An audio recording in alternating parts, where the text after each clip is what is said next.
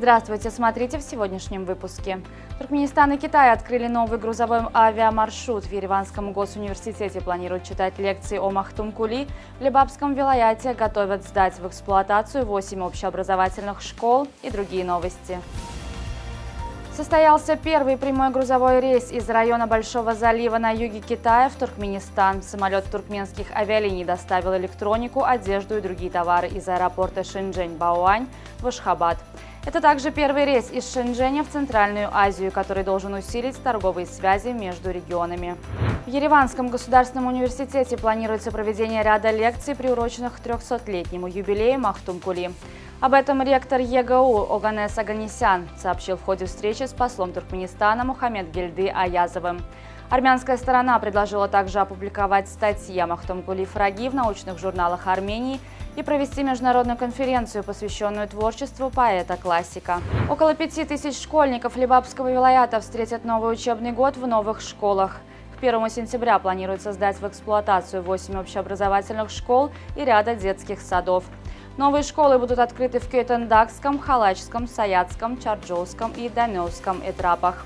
В эти дни строительные работы во всех школах подходят к концу. В некоторых новостройках уже начали оснащать классы необходимым оборудованием. Ежегодно по заказу Министерства образования Государственная издательская служба Туркменистана выпускает для общеобразовательных школ ряд учебников, пособий и рабочих тетрадей на туркменском и иностранных языках. Среди новинок, подготовленных к этому учебному году, несколько учебников предназначены для первоклассников.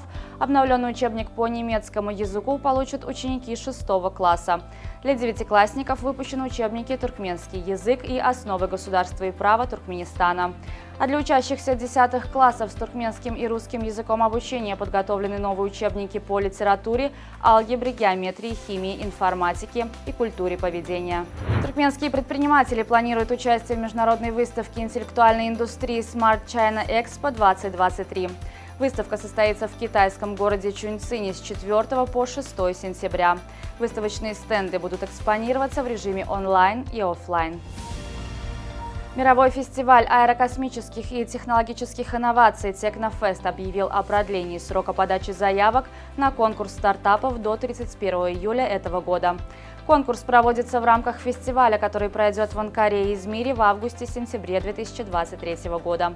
Конкурс охватывает 10 разных тематик, связанных с развитием стартапов. Победителям будут вручены призы на общую сумму более 7 миллионов турецких лир. В TikTok появилась функция создания и публикации текстовых сообщений. В рамках новшества добавлены функции прикрепления стикеров, создания хэштегов, смены фона и сохранения в черновиках неотправленных сообщений. Объем текстовых сообщений ограничивается 100 символами. Пользователи также могут их комментировать. Так же, как и в постах с видео или фотографиями, вы можете отмечать другие аккаунты, а также добавлять хэштеги, относящиеся к актуальным темам или тенденциям, сообщили представители TikTok. В Дашогузе стартует первенство Туркменистана по баскетболу среди юношей и девушек 2007-2008 годов рождения. Соревнования пройдут с 27 июля по 6 августа. Сначала на паркет выйдут девушки, а затем юноши. В борьбе за медали примут участие команды из всех вилаятов страны и столицы Ашхабада. Особое внимание будет уделено развитию женского баскетбола. 30 июля в Дашогузе состоится программа FIBA Her World, Her Rules, которая направлена на популяризацию этого спорта среди девочек. Туркменский защитник Бахтияр Гургенов отметился голом в товарищеском матче Кызылкума против АГМК из Алмалыка. Кызылкум провел на сборе 4 товарищеских поединка, усилил состав несколькими игроками и хорошо подготовился к возобновлению второго круга Суперлиги Узбекистана. Следующий матч Кызылкум сыграет 30 июля с Навбахором из Намангана в 14-м туре Суперлиги Узбекистана по футболу. О переходе Бахтияра Гургенова в Кызылкум стало известно в середине июля.